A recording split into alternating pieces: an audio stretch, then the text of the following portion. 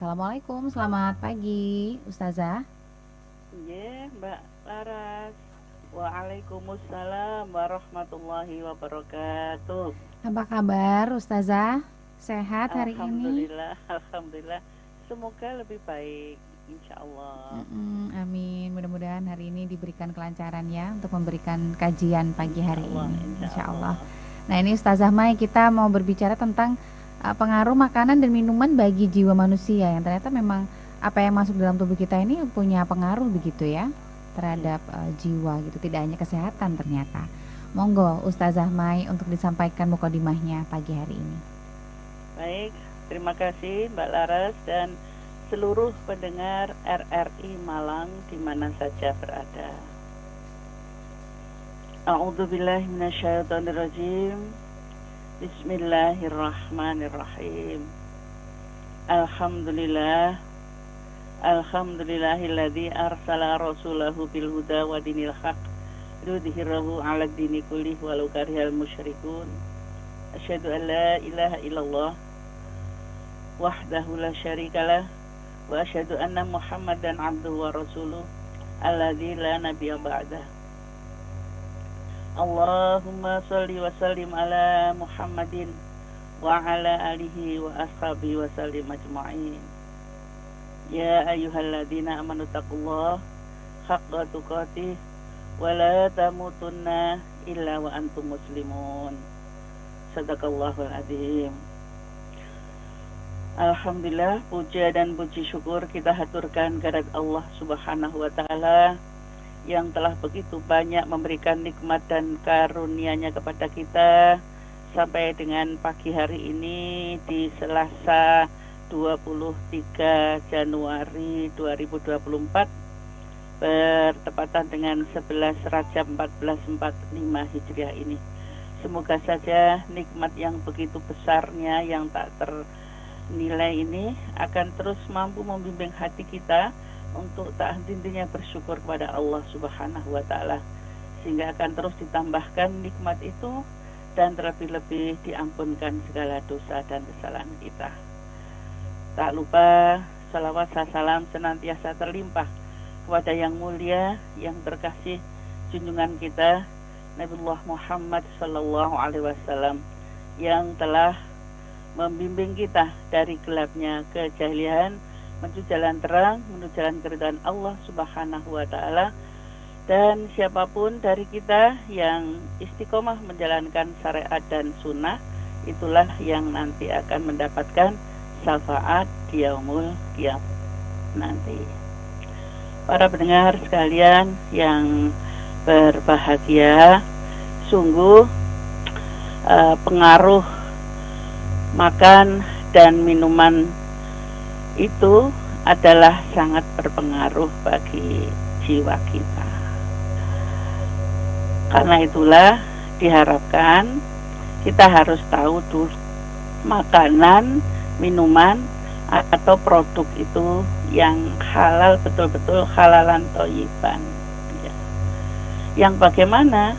Jadi semua hasil produk yang memenuhi kehalalan sesuai dengan syariat agama kita dinul Islam adalah yang tidak mengandung unsur sekecil apapun babi dan bahan-bahan yang berasal dari babi, tidak mengandung bahan-bahan yang diharamkan, juga berasal dari hewan yang disembelih menurut tatanan syariat Islam, yaitu dengan menyebut asma Allah Subhanahu wa ta'ala. Dikatakan halal apabila memang semua tempat pengolahan, penyimpanan, penjualan, pengelolaan dan pengiriman itu tidak boleh adalah yang digunakan untuk babi. Sehingga insya Allah semua makanan dan minuman sekecil apapun tidak mengandung khamar. Karena apa? Yang pernah disabdakan oleh Rasulullah Shallallahu Alaihi Wasallam bahwa sesungguhnya Allah itu maha baik dan tidak menerima kecuali yang baik, dan sesungguhnya Allah Subhanahu wa taala telah memerintahkan kepada kaum mukminin dengan sesuatu yang Allah perintahkan pula kepada para rasulnya. Para pendengar sekalian yang berbahagia dan Mbak Laras, ya. Sedangkan yang harus kita tahu bahwa binatang apa yang diharamkan oleh Allah Subhanahu wa taala adalah yang jelas pertama dari jenisnya babi, anjing, binatang yang dipandang jijik menurut naluri manusia, ya jenisnya kutu, lalat, ulat, biawak dan sejenisnya itu. Termasuk juga binatang-binatang yang bertaring. Selain itu juga binatang yang bercakar atau juga hewan yang hidup dalam dua alam kata. Kenapa? Saya cari rujukannya ini pernah menemukan bahwa karena katak inilah yang senantiasa apalagi di musim penghujan itu bertasbih pada Allah Subhanahu wa taala. Jelas sampai bersaut-sautan seperti itu. Nah, inilah yang Allah tuntunkan kepada kita bahwa hurrimat alaikumul maitatu waddamu walahmul khinziri wa ma uhilla li ghairillahi bihi wal munkhaniqatu wal mauqudatu wal mutaraddiyatu wan natihatu wa ma akala subu' illa ma takaitum. Jadi diharamkan bagimu memakan bangkai, darah, daging babi dan daging hewan yang disembelih bukan atas nama Allah, yang tercekik, yang dipukul, yang jatuh, yang ditanduk dan yang diterkam binatang buas, kecuali ya binatang itu sempat kamu sembelih. Atau juga yang senada di surat Al-An'am 145 itu juga senada, ya, bahwa tidak kudapati di dalam apa yang diwahyukan kepadaku sesuatu yang diharamkan memakannya bagi yang ingin makannya kecuali daging hewan yang mati. Illa ayakuna maitatan au daman masfuhan au lahman khinziri fa innahu rijsun au fisqan uhilla li ghairillahi bihi. Jadi kecuali daging hewan yang mati tadi atau bangkai, darah yang mengalir, daging babi, karena semua itu rijsun, kotor, atau hewan yang disembelih bukan atas nama Allah Subhanahu wa taala. Tetapi famanituro ghairu baghiyun wala adil fa inna rabbaka ghafurur rahim. Kalau betul-betul terpaksa bukan karena menginginkannya dan tidak melebihi batas darurat, maka sungguh Tuhanmu Maha Pengampun lagi Maha Penyayang. Darurat ini apabila di suatu tempat yang betul-betul tidak ada lagi kecuali, karena itu yang ini umumnya adalah dulu para TNI yang bertugas di daerah pedalaman yang terpencil dan tidak menemukan apapun kecuali memang barang apa jenisnya ini celeng dan sebagainya, tetapi bukan karena keinginan, karena kelaparan dan tidak melebihi berlebih-lebihan, ya hanya untuk sekedar menahan lapar saja, dan itu pun tidak diulangi lagi di tempat yang lain yang memang sudah menemukan makanan. Maka banyaklah beristighfar, sesungguhnya Allah Maha Pengampun lagi Maha Penyayang. Sehingga unsur-unsur halal itu adalah yang halal itu harus secara zatnya, memprosesnya, halal juga cara penyembelihannya, dan halal dalam penyimpanannya, dan halal cara memperolehnya, termasuk penyajian, pendistribusian, ya semuanya itu harus betul-betul dilakukan bagi orang-orang yang betul-betul mengaku beriman kepada Allah dan Rasulnya. Kenapa? Para pendengar sekalian, sungguh itu akan mempengaruhi perkembangan karakter dan jiwa seseorang. Salah satunya adalah hakikat jiwa manusia ini yang fitrah suci, ya sebagaimana terlahir di dunia, tapi kalau sudah terkena barang-barang yang haram, maka akan mempengaruhi alur pikirannya. Kalau suka makan hewan-hewan yang diharamkan tadi, maka pikirannya, jiwanya akan keras seperti batu sebagaimana hewan-hewan itu. Sehingga Allah Subhanahu wa taala jauh-jauh memerintahkan kepada kita, kulu min thayyibati wa'malu sholihah. Makanlah dari harta yang baik dan beramal solehlah. Karena itulah akan nanti bisa menumbuhkan sikap cuang yang sangat tinggi di dalam menegakkan ajaran Allah dan Rasulnya. Dan itu betul-betul juga diperintahkan oleh Rasulullah Shallallahu Alaihi Wasallam bahwa karena memang makanan dan minuman yang haram, kalau itu sampai masuk ke dalam tubuh seseorang hamba yang beriman pada Allah, sungguh tidak ada keseimbangan. Pikirannya hanya keduniawian saja, dan kemudian tadi yang jelas adalah watak perilakunya seperti hewan-hewan itu. Apalagi kalau penggemar babi, sungguh dia adalah orang yang sangat pengotor. Selain penyakit-penyakit yang akan dideritanya, maka sudah jelas rijesun tadi, najis yang ada terus mengalir dalam tubuhnya, ya ini sungguh juga adalah orang yang pengotor.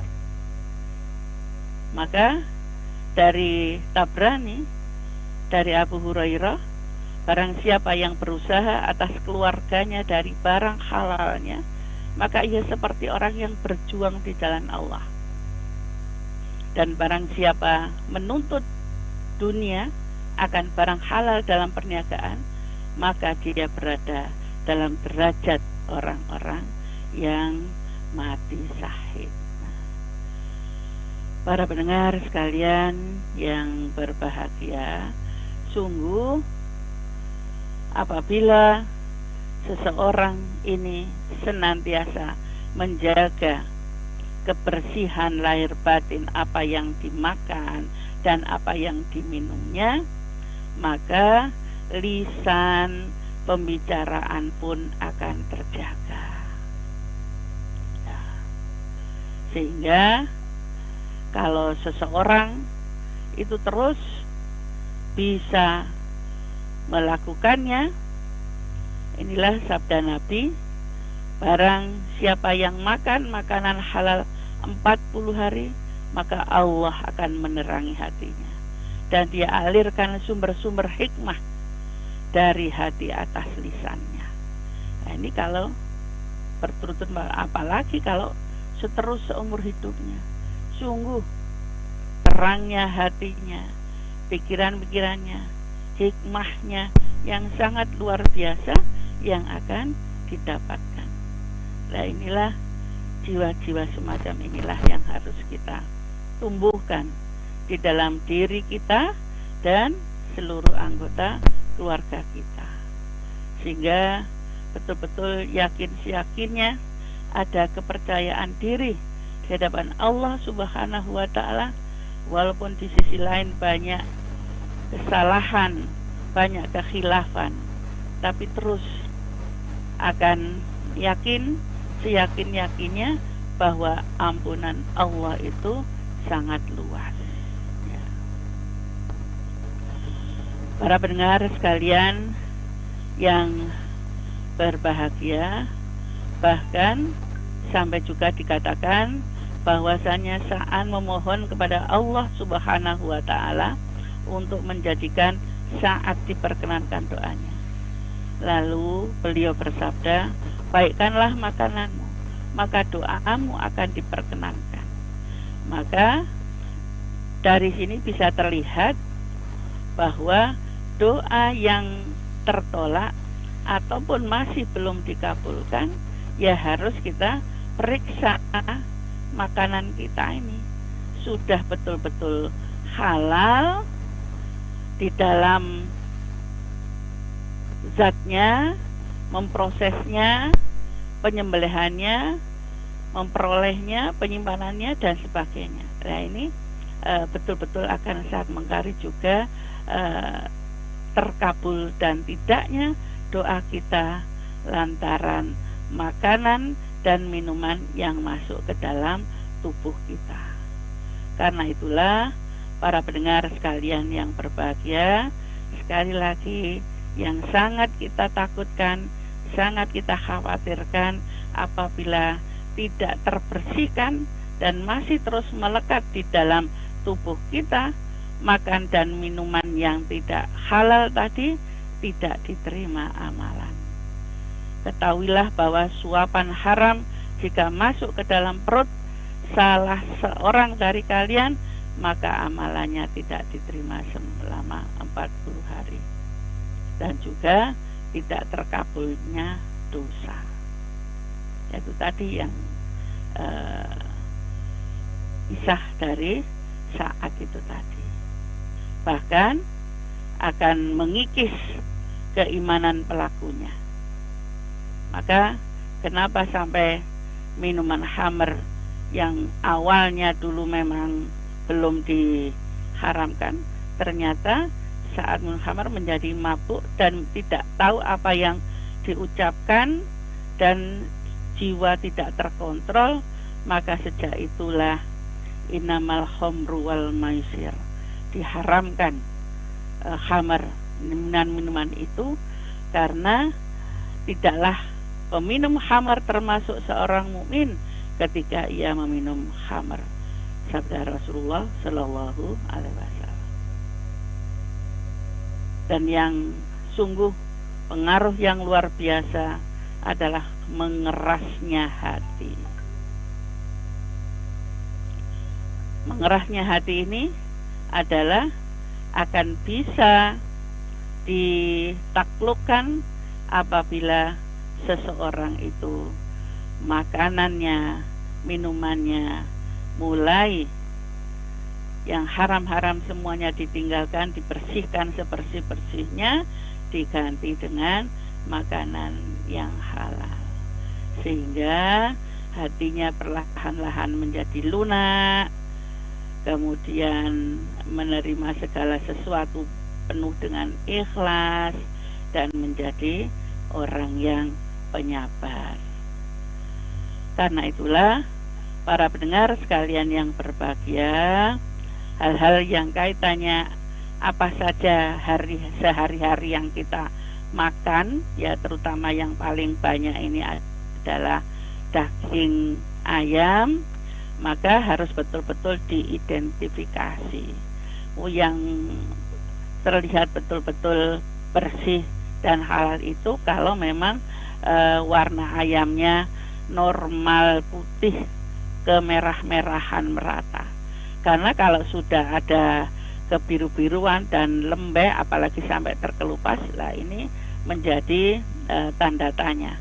Apakah itu termasuk yang betul-betul halal dalam artian disembelih saat itu, atau kadang yang dikatakan tiren yang mati kemarin, sehingga sendi tulang ayam yang normal saat dipotong itu bersih. Nah, kalau kemudian sudah menjadi bangkai, itu adalah kalau dipotong menjadi gumpalan darah. Nah, kulit ayam yang baik juga akan berwarna putih kekuningan dan kulitnya tidak mudah mengelupas. Demikian juga untuk daging kambing yang akan memiliki warna merah muda, serat yang lembut dan halus. Sama juga daging sapi juga warnanya cerah, seratnya halus, lemaknya berwarna kuning. Jadi kalau toh harus beli daging di supermarket, maka harus dilihat displaynya, diperhatikan ya. Jangan sampai kemudian di sampingnya tercampur dengan hal-hal yang haram, terutama tadi apa? Adalah daging babi itu. Para pendengar sekalian yang berbahagia, dan banyak hal-hal dalam kehidupan kita sehari-hari ini adalah harus kita ketahui betul saat kita belanja itu. Selalu membaca, mencermati label yang tertera pada kemasan itu. Ya, logo kehalalannya. Ya, jadi jangan sampai kalau itu ada istilah yang belum kita pahami, atau kadang tertulis ada PORK, ya, itu adalah pork, itu adalah dari jenis babi, maka ini harus kita letakkan. Karena biasanya malah di konter-konter yang di toko-toko besar, ya ini malah di freezer itu dijadikan satu. Nah ini berhati-hati, akan lebih baik apabila beli di pasar tradisional, apalagi sekarang yang kaitannya dengan ayam itu bisa milih dari ayam yang hidup itu, kemudian kita pilih dan langsung disembelih dengan penjualnya dengan menyebut asma Allah Subhanahu wa taala di tempat itu juga, dan dibersihkan juga di situ, dan kita sudah bisa membawa pulang ayam itu betul-betul 100% halal. Nah inilah tidak ada lain dan tidak bukan adalah betul-betul kita berhati-hati. Jangan sampai kita tidak peduli. Alah pokoknya kan sudah dijual di pasar, orangnya kelihatan juga berjilbab, tapi boleh jadi ini adalah pemotongnya, ya kita belum tahu. Karena itulah untuk kehati-hatian ini, para pendengar sekalian, harus kita cermati tadi barang-barangnya. Jangan sampai hari-hari kita, kekerasan hati kita, anak-anak kita adalah karena kita kurang cermat atau ceroboh di dalam memilihkan makanan-makanan untuk anak cucu kita. Sehingga kita harapkan bahwa diri kita, jiwa kita ini betul-betul bersih lahir dan batin, sehingga kalau kita berdoa mohon pada Allah Subhanahu wa taala, insya Allah mustajabah. Jadi kalau terasa bahwa doa kita ini kok sering atau berlama-lama masih mendal, kita harus muhasabah. Apakah yang telah masuk ke dalam perut kita, keluarga kita ini betul-betul halal dan baik sesuai dengan syariat Allah Subhanahu wa taala. Demikianlah pendengar sekalian yang berbahagia, semoga akan membawa semangat, manfaat untuk betul-betul peduli, karena ini sangat mempengaruhi dengan nilai ibadah kita di hadapan Allah Subhanahu wa taala. Begitu Mbak Laras. Baik, ini berarti makanan dan minuman ini yang masuk ke dalam tubuh kita harus benar-benar diperhatikan. Tadi juga disampaikan bagaimana caranya supaya memastikan bahwa yang dikonsumsi itu benar-benar halal begitu ya Ustazah, mulai dari mengecek saat belanja kualitas dagingnya seperti apa, kemudian juga memeriksa bahan-bahan yang pada kemasan begitu ya. Jadi jangan sampai ada kandungan-kandungan yang haram begitu yang tidak diperbolehkan untuk dikonsumsi. Nah, saya mengundang Anda pendengar untuk bergabung melalui WhatsApp di 081555600915 atau juga bisa melalui line telepon di 4958850. Terkait tema kita untuk hari ini adalah pengaruh makanan dan minuman bagi jiwa manusia. Sudah ada yang bergabung melalui WhatsApp ini. Saya langsung bacakan ya Ustazah Maya. Ya. Selamat pagi, ini ada Mas Rendra yang ada di Jember mau bertanya. Oh, ini terkait dengan bulan Rajab ini Ustazah Mai. Di bulan Rajab ini kok adanya apa ini? Kok berbeda ya? Kalau orang di sini di Jember itu minimal melaksanakan ibadah puasa adalah mengambil 10 hari. Ada yang mengambil 3 hari. Nah, kemudian heran karena di tempat lain itu puasa sudah 3 hari kan udah lunas, tapi kok masih ditambah di 10 hari. Soalnya kemarin nanya gitu. Oh, ada yang ngobrol-ngobrol soal puasa Rajab ini begitu ya. Bilangnya sudah tidak puasa karena sudah 3 hari puasa gitu, tapi ada yang loh gitu masih ada yang 10 hari begitu. Nih bagaimana nih sebenarnya untuk puasa Rajab sendiri nih Ustazah?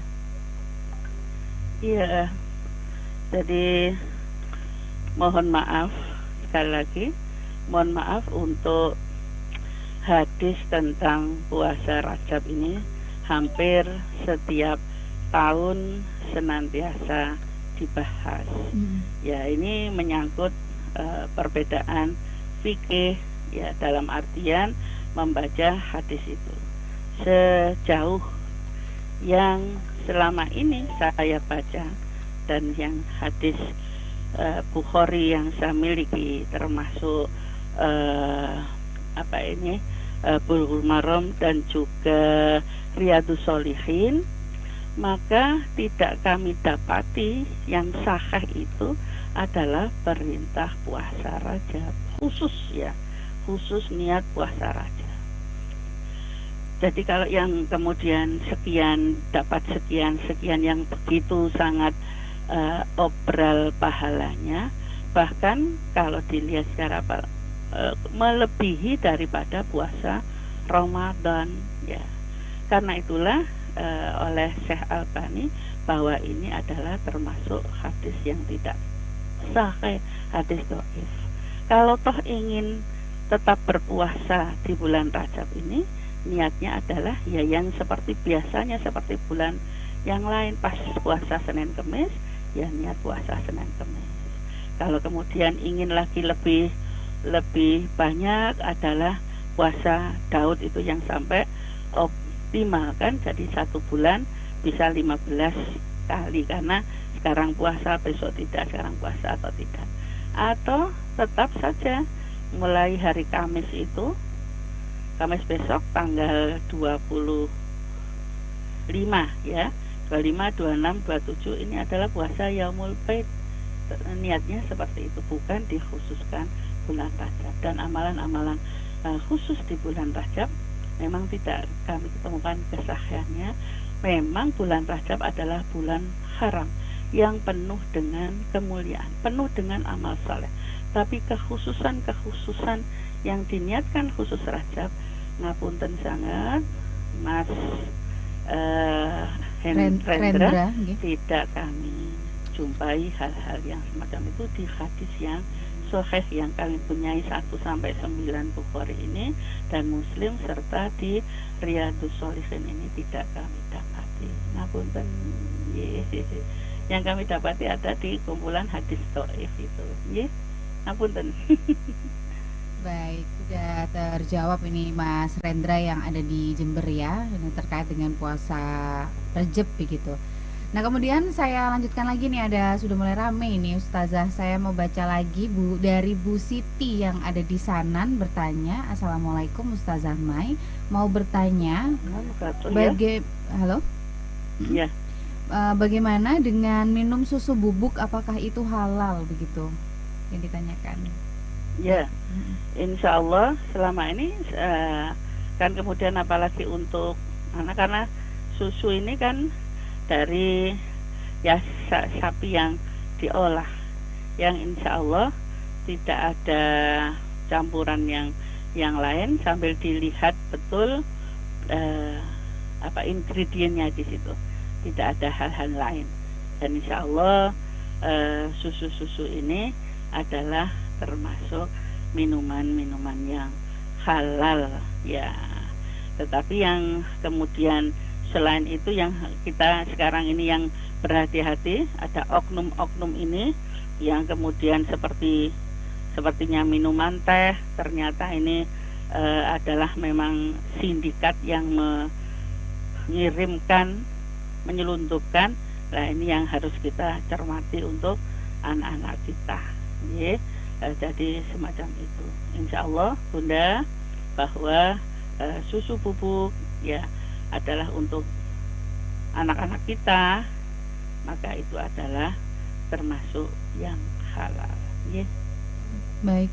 Terima kasih Bu Siti yang ada di sana untuk pertanyaannya. Kemudian ini juga ada yang bertanya, Pak Herman yang ada di Madiopuro, katanya bertanya, Assalamualaikum Ustazah, mau bertanya, Waalaikumsalam warahmatullahi wabarakatuh.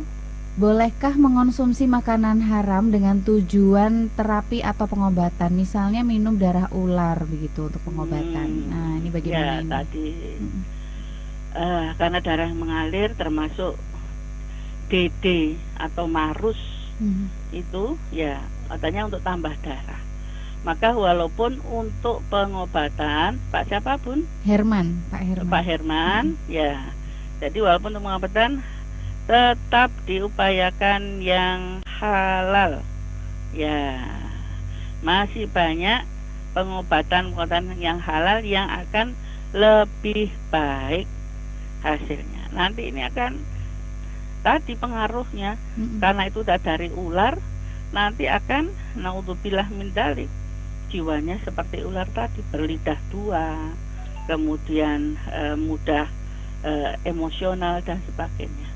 Tetap dicari pengganti yang tidak seperti itu. Kalau toh itu untuk tadi menambah darah misalnya karena HB-nya terlalu rendah, masih ada dari herbal yang lain yang lebih sehat dan betul-betul halal. Ya, tetap haram Pak, tidak boleh walaupun itu untuk pengobatan.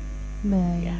Berarti kalau bisa mencari alternatif pengobatan lain yang mengonsumsi yang halal begitu ya Ustazah ya. Termasuk tadi tambah darah ya harus makan dede. Nah, ini juga tidak boleh, cari yang halal adalah telur, susu, kemudian makanan-makanan yang menambah darah dan sebagainya, kacang hijau. Nah, seperti itu akan lebih aman dan lebih insya Allah doa-doa tidak akan menjadikan doa kita tertolak. Ya. Baik, terima kasih Pak Herman yang ada di Madiopuro. Kemudian ada juga ini Mbak Nita ini di Sukun ya. Ini mungkin kurang lebih sama tapi mungkin ada ditambahkan oleh Ustazah Mai. Ini dia cerita katanya pernah di luar negeri, kemudian saat musim dingin dia tidak tahan, kemudian disarankan oleh temannya untuk minum minuman beralkohol. Tujuannya adalah untuk menghangatkan badan. Nah, saya sendiri tidak pernah minum khamr. Nah, dalam situasi seperti itu apakah hal itu diperbolehkan Ustazah? Iya. Kalau ya itu tadi yang termasuk saya sampaikan tadi, apabila sangat darurat, unit gawat darurat ya, dan tidak bisa terhindarkan ya, maka adalah sekedarnya saja, tidak boleh kemudian menjadi konsumsi harian ya. Nah, dan kalau waktu itu kan sudah di luar negeri pernah sampai sesekali, dan sekarang di sini kemudian di antara hawa dingin ini kemudian dulu kan kalau saya di luar harus minum ini supaya hangat, sekarang saya akan begitu. Nah, ini yang tidak boleh ya. Baik. Jadi yang kalau dulu yang terus saja dihapuskan, istilahnya tidak diulangi lagi, dan terus meminta ampun kepada Allah Subhanahu wa taala. Insya Allah karena sudah mengakui bahwa ini tidak benar, cuma karena terpaksa, ya Allah saya mohon ampun, maka harus diikuti. Mohon ampunan itu diikuti dengan kafaratnya adalah banyak berinfak, bersedekah, supaya tertutupi wa yukafir anhum sayiat, supaya tertutupi, terhapuskan dosa-dosa itu. Begitu ya Mbak Nita di Sukun. Baik. Terima kasih ini Mbak Nita yang ada di Sukun. Kemudian ada lagi, ini tidak disebutkan namanya ini, sebentar, ini tadi ada hamba Allah ya bertanya. Dia ibu ini adalah seorang penjual mie instan. Nah, terkadang makan rontokan mie yang saya masak untuk pembeli, tapi rontokannya saja nih Ustazah. Nah, apakah itu termasuk makanan haram yang masuk ke dalam tubuh saya? Kemudian pertanyaan yang kedua, Apakah bila saya menerima uang untuk mencoblos caleg, apakah itu juga haram, Ustazah? Terima kasih. Ya, yang pertama rontokan mie, ya. Nah, kalau ini memang rontokannya disengaja, boleh jadi kan sedikit ini ya. Sangat sedikit, tidak sesuai dengan adab Allah Subhanahu wa taala, katutan, tetapi dengan sengaja. Jadi kalau mie ini yang dijual ya harus dihabiskan semua pun. Ya. Kalau ingin makan sendiri ya ambil saja untuk diri sendiri, jangan mengambil rontokan yang itu sebenarnya adalah haknya pembeli. Walaupun itu rontokan itu kan haknya. Nah, ini kehati-hatian kita, ya. Hati-hati. Jadi karena pembelinya banyak dan sudah berlangsung lama, bersegeralah mohon ampun kepada Allah. Nah, ini mungkin inilah salah satu introspeksi muhasabah tadi. Inilah jualan saya kok enggak barokah dari dulu seperti ini ya. Tidak terasa kan, walaupun hanya rontokan itu yang bisa menghalangi doa panjenengan ya. Nah, termasuk ini banyak ini nanti bahwa termasuk sogokan suapan ini ya, karena boleh jadi nanti segala apa yang kita pilih kaitannya dengan kepemimpinan adalah dipertanggungjawabkan di hadapan Allah Subhanahu wa taala. Nah, karena itulah jangan sampai sekian 5 tahun yang kemudian kita mendapatkan kesengsaraan kehidupan ini hanya tergantikan sehari misalnya 100.000. Apa dengan hitung saja 100.000 dibandingkan dengan nanti 5 tahun tidak sesuai dengan yang kita harapkan. Karena itulah minta rezeki dari Allah yang halal lagi baik, dan dengan tetap pada jalan Allah Subhanahu wa taala, maka jangan menerima suapan itu ya. Nah, ini termasuk adalah hal yang diharamkan secara bukan zat benarnya, tetapi ada nilainya, karena adalah untuk tujuan yang tidak baik. Begitu hamba Allah ya. Terima kasih sudah terjawab pertanyaannya. Kemudian juga ada lagi yang bertanya, ini ending mobile 6678 ini bertanya, apakah yang dimaksud dengan kalimat halalan thayyiban? Kemudian kopi luwak itu apakah halal, Ustazah? Terima kasih. Ya, halalan thayyiban, halal lagi baik. Ya, jadi misalnya ada yang halal tapi tidak baik. Contohnya, jadi bangkai yang boleh dimakan itu adalah bangkainya binatang laut ya. Kan bangkai semua itu kan yang di pasar, ikan pindang, terus tongkol itu kan pada hakikatnya kan bangkai, tapi karena dari laut adalah halal. Lah yang tidak baik itu bagaimana?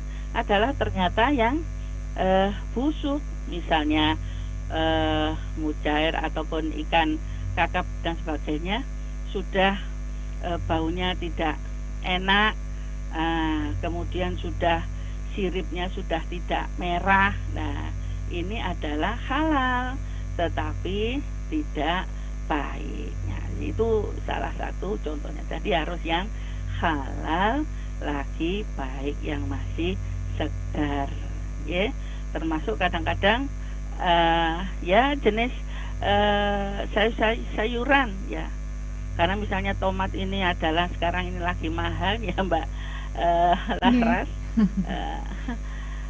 Dulu aja sampai tomat ini diinjak-injak, merasa petani gelo gitu, mau tomat hanya 1 kilo 2.000. Nah, sekarang sudah naik ya. Kemudian karena ini wis enggak apa-apa, wis ini pokoknya yang agak murah tapi itu busuk ya, kemudian tetap disambel ya, jangan nanti jadi sakit perut. Enggak apa-apa lah, memang kalau masih mahal sampai dikatakan 2.000 satu kecil ya betul, enggak apa-apa, atau ditahan enggak pakai tomat dulu ya. Ya, contohnya itu yang halal lagi baik. Terus satunya tadi apa itu tadi? Kopi luwak ini tadi Ustazah. Oh, ya dilihat saja di situ ya, apakah memang kopi luwak ini betul-betul yang kemudian ditelan, kemudian ditahkan, prosesnya bagaimana itu. Kalau memang merasa ragu-ragu ya ditinggalkan saja. Kalau belum tahu secara utuh memprosesnya dan pencariannya, apakah hanya kadang sekedar apa merek saja, tidak seperti aslinya ya. Jadi kalau memang ragu-ragu pun ya ditinggalkan saja. Kalau belum tahu prosesnya, dilihat saja apa ininya, capnya itu, bungkusnya.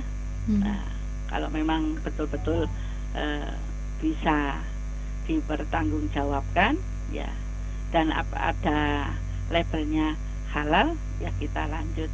Kalau toh tidak ada ya tinggalkan, ganti kopi yang lain saja, begitu. Baik, terima kasih. Ini yang di mobile 6678 sudah terjawab ini pertanyaannya. Kemudian ada lagi ini Mas Daud yang ada di Lawang, ini bertanya, apakah ada penjelasan dalam agama apa yang dikonsumsi ibu hamil itu akan mempengaruhi kondisi kejiwaan buah hatinya? Terima kasih. Ya, kan jelas bahwa di Al-Quran Al-Haji ayat 5 itu, bahwa seorang akan perkembangan seseorang ini mulai dari sikut dan sebagainya sampai kemudian menjadi janin, tidak lain dan tidak bukan adalah ini menyatu dengan ibunya.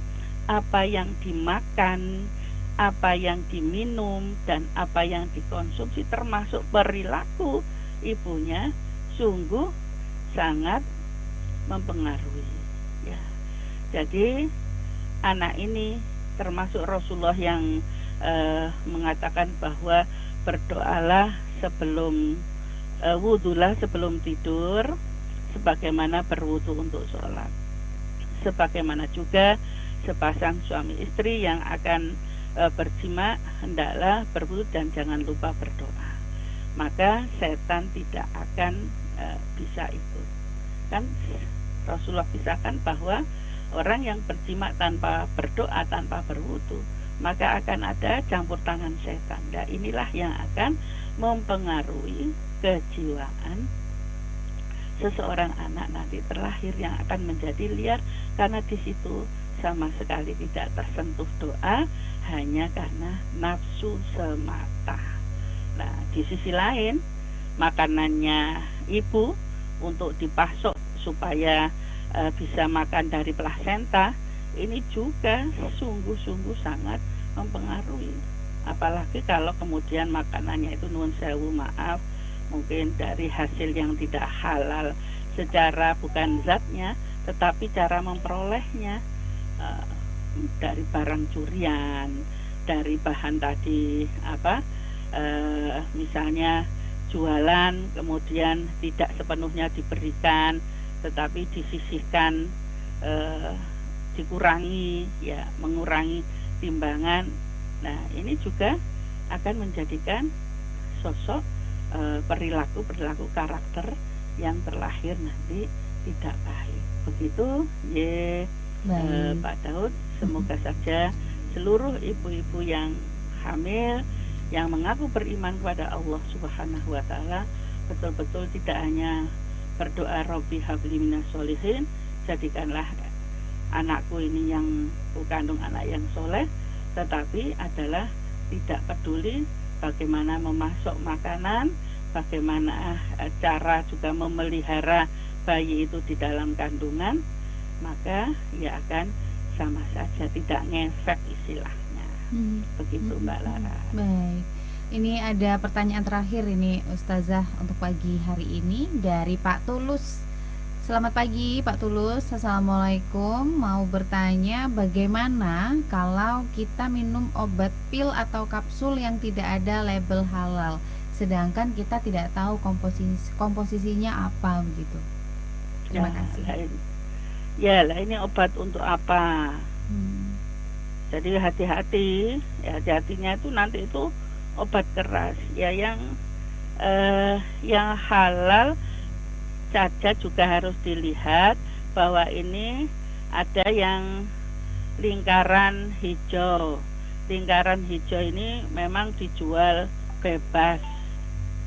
Jadi boleh tanpa ada resep dokter. Tetapi ada lagi yang lingkaran biru dijual bebas, tetapi juga harus dilihat takarannya. Nah ini kalau toh kemudian yang tidak kita ketahui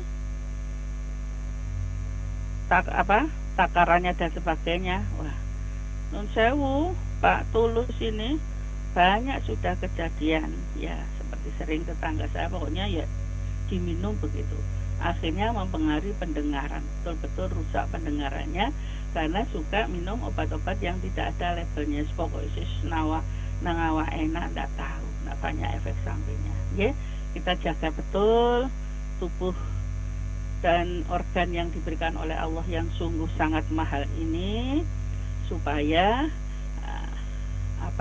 tidak menyesal kita, termasuk secara fisik ini masih bisa beribadah dengan baik. Di sisi lain yang kita khawatirkan itu adalah mengandung istilahnya narkoba yang akhirnya adiktif, ketagihan terus. Nah ini yang harus diwaspadai, ya. Jadi dihindari sedini mungkin Pak Tulus kalau memang minum obat yang memang obat ini untuk apa, kemudian ada takarannya, namanya apa. Jadi jangan beli obat yang atau mengkonsumsi obat yang liar, membahayakan kesehatan diri kita sendiri. Ya, baik. Terima kasih untuk Pak Tulus. Ini menjadi pertanyaan terakhir yang sudah terjawab juga oleh Ustazah Mai untuk pagi hari ini. Nah, sebagai penutup ini Ustazah, apa yang ingin disampaikan tentang topik kita untuk pagi hari ini terkait dengan pengaruh dari makanan dan minuman bagi jiwa manusia? Ya, seperti yang kami sampaikan tadi, bahwa memang makanan dan minuman itu betul-betul mempengaruhi jiwa dan karakter seseorang. Kalau terus-menerus mengkonsumsi yang haram ataupun juga yang halal tapi tidak baik, maka akan bisa mengeraskan hati, sulit menerima hikmah dan petunjuk dari Allah Subhanahu wa Ta'ala. Sifat-sifatnya menjadi bersifat hewaniah, ya, yang mudah marah, emosional, tidak peduli, egois, ya, sombong, ya, dan sebagainya. Karena ini akan juga menyangkut, mempengaruhi terkabul tidaknya doa kita di hadapan Allah Subhanahu wa Ta'ala. Maka kita betul-betul harus selektif di dalam mengkonsumsi makanan dan minuman, terutama yang kaitannya dengan daging-daging tadi. Kalau toh ragu-ragu subhat, ya kita pilih yang tidak meragukan, ya, antara lain ya penggantinya tempe, tahu dan sebagainya, telur. Kalau toh kaitannya dengan ayam, cari kalau di Malang itu yang saya lihat adalah di pasar Blimbing, Mbak, dulu pernah beli. Jadi ayam yang hidup itu kita pilih, kemudian oh yang ini Bu, oh ya ini ya, baik, saya sembelih dengan dengarkan bahwa saya tetap menyebut asma Allah, Bismillahirrahmanirrahim, dengan berselawat disembelih, kemudian air panasnya sudah siap, dicelupkan, dibubuti, dan sudah siap. Lah ini betul-betul nyaman, tenang, kita betul-betul halalan thayyiban. Seperti itu para pendengar sekalian. Sekali lagi, jangan sampai biarkan tubuh ini yang secara fisik ini menjadi rusak karena kita kurang peduli, kurang kontrol diri, dan juga penjagaan spiritual kita, jiwa kita ini agar menjadi hati yang tenang, pikiran yang jernih, menjadi bijak adalah tidak lepas dari apa yang masuk ke dalam tubuh kita. Mohon maaf atas segala kefakiran ilmu, tapi dengan watawasobil haq, watawasobil sobar, sharing ini adalah mengingatkan supaya kita tidak termasuk orang-orang yang merugi dan menyesal di kemudian hari. Terima kasih kebersamaannya Mbak Laras. Sami-sami. Tetap ya, Ya. makan yang halal lagi baik insya Allah. Ya. La haula wala quwata illa billahil azim. Subhanakallahumma wa bihamdika asyhadu an la ilaha illa anta astaghfiruka wa atubu ilaih. Nasru minallah wa fathun qarib wa basyiril mu'minin. Assalamualaikum warahmatullahi wabarakatuh. Waalaikumsalam warahmatullahi wabarakatuh.